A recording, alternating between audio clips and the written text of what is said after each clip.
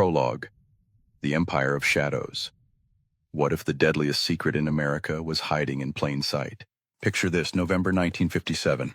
The most powerful man in the FBI, J. Edgar Hoover, stares down reporters and insists, no national mafia exists.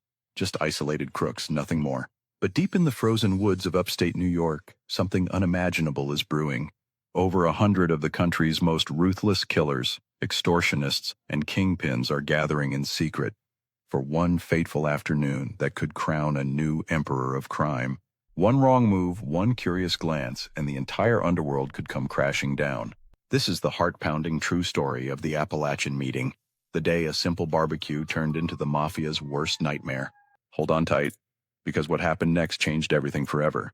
The secluded Joseph Barbara estate, peaceful on the surface, but hiding a deadly secret on November 14, 1957, the quiet rural mansion that became ground zero for the biggest mob exposure in history. Large. Chapter 1. The Ruthless Ambition, Vito Genovese's Deadly Gambit. In the shadowy corridors of organized crime, Vito Genovese was a predator among predators. Cold-eyed, calculating, he'd already orchestrated the brutal hit on Albert Anastasia in a barbershop just weeks earlier. Blood still fresh, Genovese hungered for the ultimate prize. Boss of all bosses. But to seize it, he needed the blessing of the National Commission. Secret invitations flew out across the country, to New York's 5 families, Chicago's outfit, bosses from Florida, California, even Cuba and Sicily. The chosen venue? A sprawling 58-acre estate in tiny Apalachin, New York, owned by Joseph Joe the Barber, Barbara, a respectable soda distributor with a murderous past. Hidden among rolling hills and dense woods, it seemed perfect. No one would suspect. Luxury Cadillacs began rolling in under the cover of autumn leaves. 14 Vito Genovese, the ambitious Don whose power grab set the deadly summit in motion. Genovese in his prime, ruthless eyes that hid a thirst for absolute control. Chapter 2. The Ominous Arrival, Shiny Cars and Dark Secrets. November 14, 1957. Dawn breaks cold and crisp. One by one, gleaming black limousines and Cadillacs with out-of-state plates snake up the gravel drive to Barbara's stone mansion. Inside, the air thickens with cigar smoke and whispered deals, narcotics empires, gambling rackets, territorial carve-ups. Legends like Carlo Gambino, Joe Profassi, and Russell Bufalino mingle over coffee, unaware that fate is closing in, but outside, something's off. Dozens of luxury cars lined up like a funeral procession in this sleepy town, locals whisper. And one man, a battle-hardened state trooper who's been watching Barbara for years, feels the hairs on his neck stand up.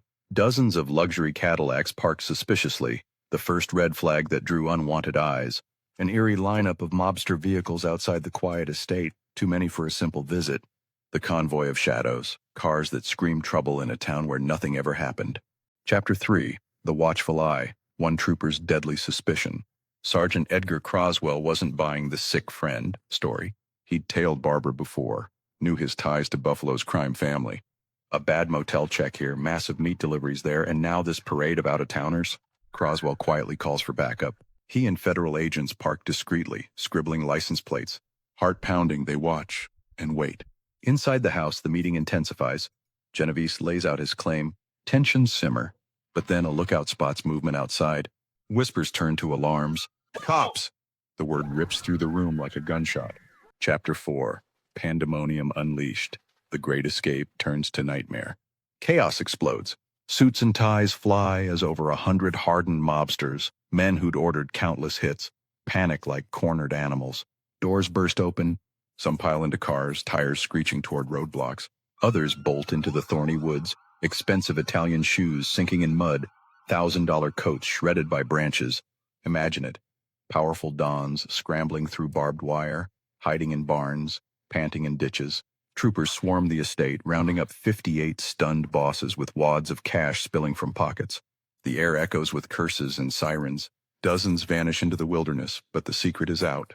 Mobsters fleeing in terror through the frozen woods, a humiliating dash for freedom. The undignified escape. Suits ruined, empires threatened in the brambles. Caught in the act, bosses detained, their excuses crumbling under scrutiny. Large. 21 The Roundup. Legendary figures handcuffed and exposed. Chapter 5. Shockwaves across America. The Mafia's veil torn forever. Next morning, headlines scream, 100 gangsters seized in raid. Proof undeniable. A national syndicate linking coasts. Hoover's denials shatter. Forced to confront the beast, the FBI unleashes war on the mob. Investigations, deportations, indictments rain down. Barber's health fails. He dies soon after. Genovese? Jailed on framed drug charges. Some say betrayed by rivals. This accidental bust didn't destroy the Mafia, but it mortally wounded their invisibility. If stories like this, where one moment unravels decades of darkness, get your pulse racing, smash that like and subscribe to Behind the Veil Truths now.